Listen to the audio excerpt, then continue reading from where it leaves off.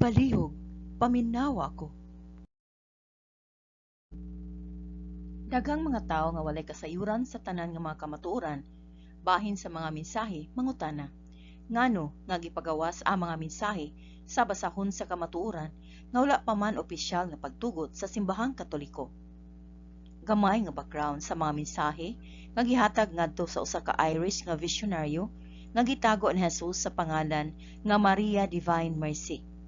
Ang mga mensahe naglangkob sa mga panagna sa mga panghitabo padulong sa ikaduhang pag-ani ni Jesus.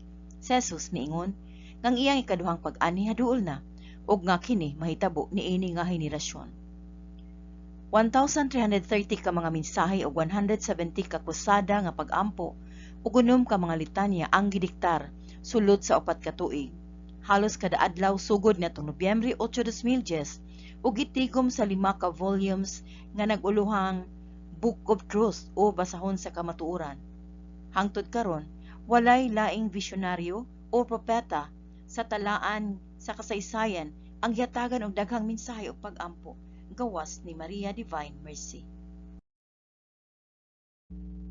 Mikaylap sa tibuok kalibutan, himantala sa porma sa libro sa daghang pinulungan ug anausab sa daghang lain-laing mga website.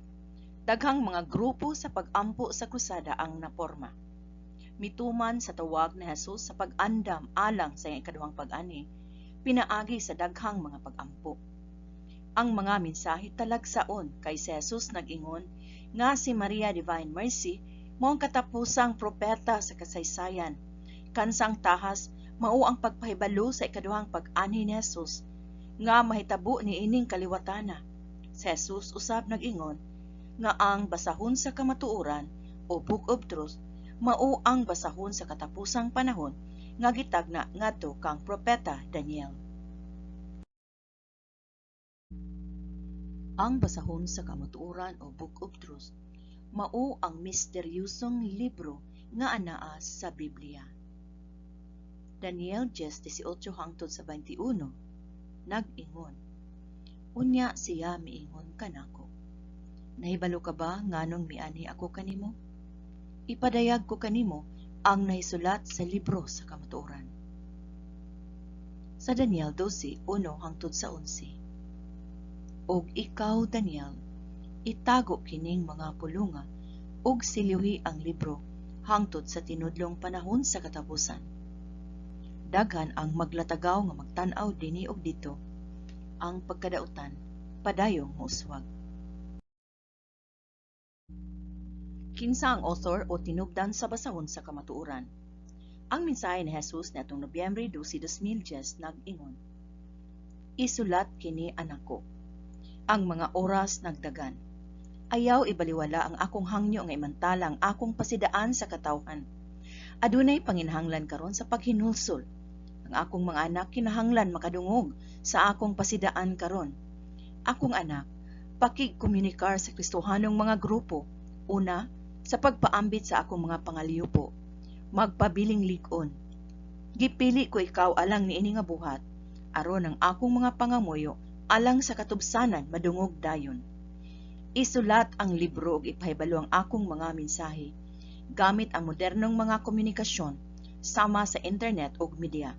Samtang dinalian ang akong hangyo, gunitan ko ang imong kamot aron imong masabtan ang mensahe. Jesucristo, Nobyembre 12, 2010.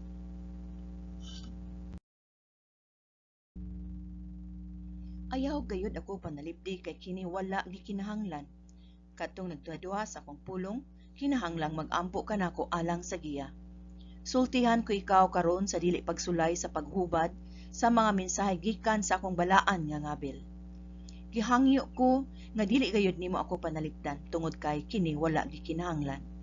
Ang kabubuton sa akong amahan nga makigsulti sa katawhan, pinaagi kanimo og sa ubang mga propeta, maura ang kinahanglan nga mahinungdanon.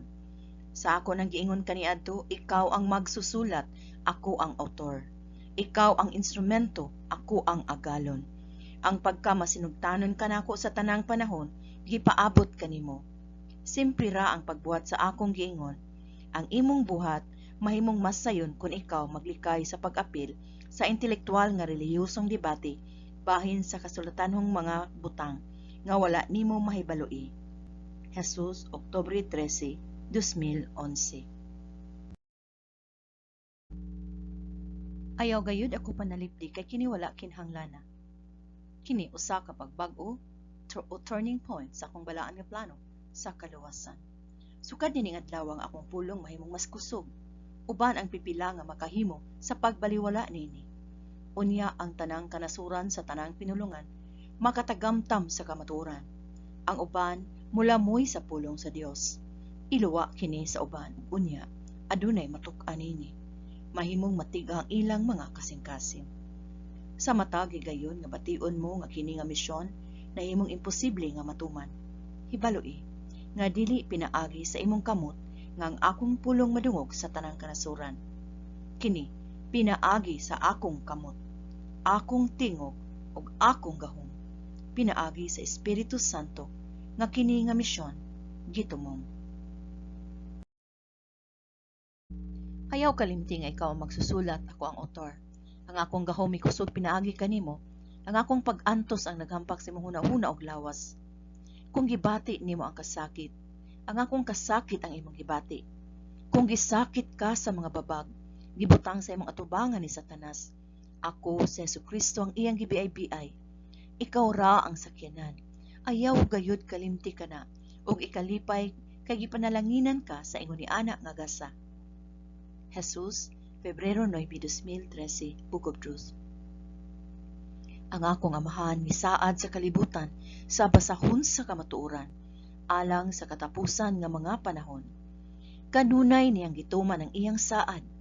Walay tao nga nakahibalo sa sulod sa libro sa kamatuoran. Kay kini dili alang sa imong kasayuran. Si Propeta Daniel lamang ang gihatagan sa sulod niini. Apan gisugo siya sa akong amahan nga dili ibutyag ang mga sikreto niini. Jesus, Abril 3, 2013. Si Jesus niadtong Disyembre 18, 2010 nagkanayon. Karon isulat kini. Ang basahon sa kamatuoran gipaila sa katawhan aron matabangan sila nga matubos ang ilang kaugalingon sa akong kasing-kasing. Gihatagan sila og pagpili sa pagmantala sa akong himaya. Sa dili pa ko mobalik isip maluluyon nga manluluwas ug matarong nga maghukom. Dili ko gusto nga magpahamtang og silot sa akong mga anak. Apan sa piyo nga mga kahimtang kadtong nakig-uban sa limbungan sa dako nga kahibalo ug nagbutang kaniya og sa iyang daotang mga alagad sa ingon kataas nga pagtamod hangtod sa punto sa paghatag pasidungog kaniya diha sa usa ka halaran. Dili maluwas. Nakasayod sila kung kinsa sila. Maglisod sila pag-ayo sa pagbalik kanako. Iampo sila. Ang mga propesya nga gitagna ipadayag na karon aron makapaminaw ang akong mga anak. Dili akong minahal nga mga anak mahimong sayon. Kinahanglang mulahutay ka bisan pa sa mga babag. Importante ang pailog. Kini nga mga mensahe bililon kaayo ug puno sa gugma ingon man mga pasidaan. Sila akong mga anak kinahanglan nga muhunong ug makasabot nga ang mga propesya nga gitagna sa dugay na nga panahon karon igapadayag na. Kini nga mga panghitabo hapit na mahitabo dinhi sa yuta ug ang panahon mubo ra kaayo. Jesus, Disyembre 18, 2010. Ang kalibutan akong anak yatagan ni ining espesyal nga gasa, ang basahon sa kamatuoran o Book of Truth, aron ipakita sa akong mga anak kung unsa ang kinahanglan nilang buhaton aron makapangandam alang sa ang pasidaan, ang paglamdag sa tanlag nga gihatag ngadto sa katawhan aron sa pagtabang sa pag-andam kanila sa igo nga paagi alang sa akong ikaduhang pag-anhi. Jesus, Enero 28, 2011. Ako padayon nga mohatag kaninyo sa tanang mga gasa nga akong gihatag aron sa pagpanalipod kaninyo batok sa akong mga kaaway nga muana kaninyo sama sa mga lubo nga nagsulob sa bisti sa karnero. Ang akong mga gasa mahimong kontra sa kung unsa ang ihatag sa kalibutan sa mga kaaway sa Dios. Ang basahon sa kamatuoran mao ang kaatbang sa bag-ong bakak nga libro, puno sa hinimo sa tao nga sayop nga doktrina, nga magmatarong sa sala. Jesus, Mayo 5, 2014. Walay tao nga adunay kahibalo o otoridad sa pagpadayag sa kamatuoran nga anaa sa basahon sa gipadayag. Si Hesukristo lamang ang kordero sa Dios, manluluwas ug manunubos sa katawhan, ang adunay katungod sa paghatod sa kamatuoran sa kalibutan. Karon, ang akong basahon sa kamatuoran o Book of Truth gihatag aron ang mga magtotoo makasaksi sa akong pagmantala sa mga misteryo nga dugay nang gitago sa mga tipiganan sa Dios nung dapit. Dios samahan, Marso 7, 2012. Ang basahon sa kamatuoran dili lamang usa ka libro. Kini ang akong balaang pulong, ang unang bahin sa daghang mga pagpadayag aron makabig ang kalibutan. Jesus, Agosto 15, 2012. Ang akong mga mensahe karon mao ang pagpalig-on sa mga pagtulun-an nga anaa sa balang Biblia. Tungod kay daghan kaayo sa kalibutan karon ang wala mahibalo kun unsay anaa niini. Jesus, Pebrero 12, 2012.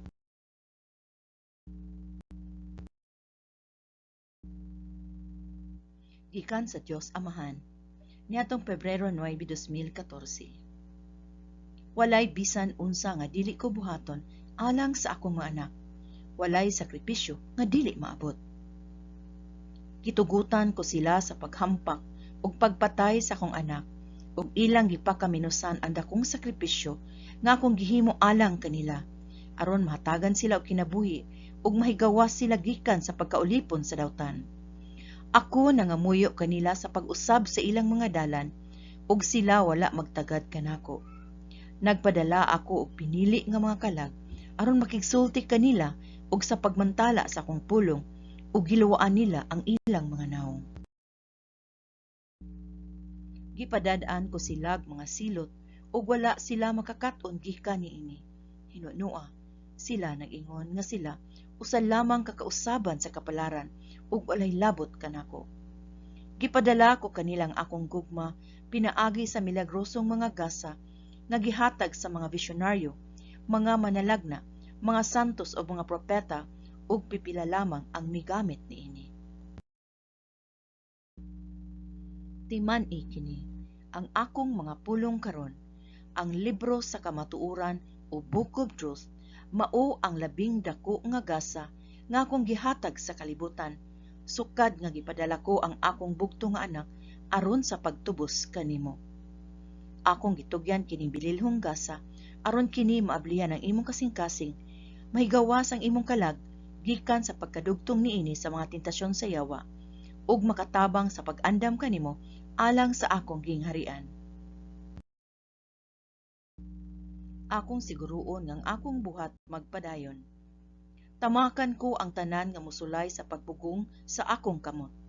Iduso ko sa usa ka kilid katong gitultulan sa espiritu sa dautan ug mupabungol sa tingog sa ilang makaluluoy nga mga tingog.